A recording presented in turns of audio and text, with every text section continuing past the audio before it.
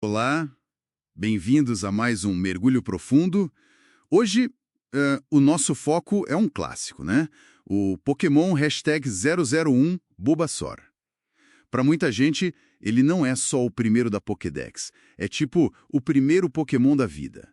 A gente tem aqui um guia bem completo, sabe? Notas sobre biologia Pokémon, análises de batalha, até uns trechos de entrevistas. Material bem rico para a gente entender esse ícone. E a nossa missão é justamente essa, né? Desvendar o que faz esse Pokémon semente ser tão fundamental.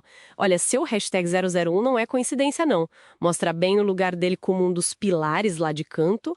E como uma das fontes que a gente viu aponta, o design original da Atsuko Nishida, que depois o Ken Sugimori finalizou, aquela mistura de sapo com planta foi super importante para definir tipo, a cara toda do universo Pokémon. Legal, ok.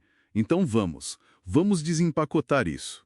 A primeira coisa que salta aos olhos, é essa combinação animal-planta.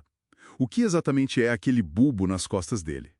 Um dos guias de biologia que a gente leu detalha bem isso. O fascinante aí é a simbiose total. Esse bulbo, segundo essa fonte, ele é plantado ali logo que o Bulbasaur nasce.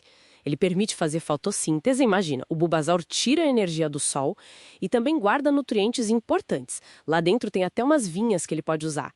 E a planta, né, ganha essa carona, mobilidade. Ah, entendi. Então a planta ajuda o Pokémon com energia e defesa. Exato. E o Pokémon dá mobilidade para a planta. Essa relação super próxima explica a tipagem dupla, planta e veneno. O lado veneno deve vir das defesas da própria planta, tipo pós-tóxicos, essas coisas. Nossa, então é quase como se fossem dois seres vivendo como um só desde o comecinho. Isso deve influenciar muito o jeito dele, né? Os materiais falam que ele é dócil, leal, curte ficar em florestas e com outros da espécie dele. Uhum. E claro, depende de sol, de água, e ainda come umas plantinhas para complementar a fotossíntese. Exatamente. E essa biologia toda evolui junto com ele. No nível 16, ele vira Ivysaur. Certo? E no 32, Venusaur. Aí o bulbo já virou uma florzona enorme nas costas. As habilidades mostram isso também. A Overgrow, que deixa os ataques de planta mais fortes quando ele tá com pouca vida, é a padrão. Mas tem a habilidade oculta, a Chlorophyll, que, olha, muda tudo. Dobra a velocidade dele se tiver sol forte. Peraí. Então com o sol ele vira tipo um velocista? Isso quebra totalmente aquela imagem mais lenta, defensiva que muita gente tem dele. Muda a forma de pensar em como usar ele em batalha. Totalmente. E se a gente olha os status base dele, o foco é mais ataque especial e defesa especial. Mas o interessante é que ele aprende bem cedo uns golpes de status que são chave. Growl, Leech Seed, Poison Powder, Sleep Powder. Ah, sim, os pós. Isso permite criar táticas desde o começo, mesmo com status que não são tão altos inicialmente. E como isso funciona em estratégias mais avançadas? Várias análises de batalha que a gente viu focam bastante nisso, né? Se a gente junta tudo isso, sabe, especialmente com a Chlorophyll, ele pode virar um sweeper bem eficaz. Um sweeper, aquele que derruba vários oponentes rápido. Isso, se alguém no time usar o Sunny Day, que é um golpe que invoca o sol forte, aí a velocidade dele dobra.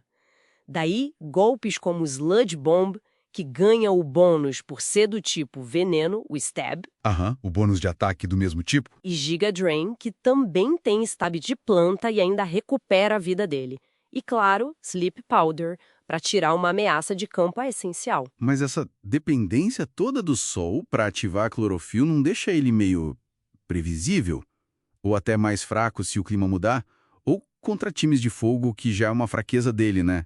Junto com gelo, voador, psíquico. É um ponto super importante. Ele tem sim seus counters, aqueles Pokémon que levam vantagem clara. Alguns artigos mencionam Vullaby, Ferrocid, Ponyta, por isso montar um time que cubra essas fraquezas é fundamental. Mas assim, o potencial ofensivo dele sob o sol é inegável. Entendi. Mas o Bulbasaur vai além da estratégia da batalha, né? Ele meio que transcendeu os jogos. É um ícone cultural mesmo. Com certeza. A presença dele é muito forte. No anime, por exemplo, o Bulbasauro do Ash muitas vezes era tipo a voz da razão do grupo, sabe? tinha uma maturidade que talvez venha justamente dessa conexão com a planta. Faz sentido. Ele tá no mangá, teve aquela versão super realista lá no filme Detetive Pikachu, que foi bem impactante. Nossa, aquela versão foi demais. Né? E no TCG, ele tá lá desde o comecinho, no Base 7. E aparecem um monte de spin-offs. Mystery Dungeon ou Unite. Essa popularidade que não some é impressionante. Sim. E uma das entrevistas que a gente viu com o Junichi Masuda, ele fala que o Bulbasauro é um dos favoritos dele, do produtor da série. Pô, ele foi até mascote do Japão da Copa de 2014. Isso diz muito sobre o carisma dele, que dura até hoje. Sem dúvida, ele representa talvez a progressão mais visível de crescimento e amadurecimento na franquia. Algumas fontes até apontam isso como um fator para essa conexão tão forte que as pessoas têm com ele. Então, pra gente amarrar tudo, o que isso tudo significa? Recapitulando, o Bulbasauro é muito mais que só o número #001. É uma combinação única de biologia simbiótica super interessante, uma profundidade estratégica que talvez surpreenda, né? Especialmente com a Clorofil, Exato. e um legado cultural que continua firme e forte. Perfeito. E o mais bacana é como tudo se encaixa, né?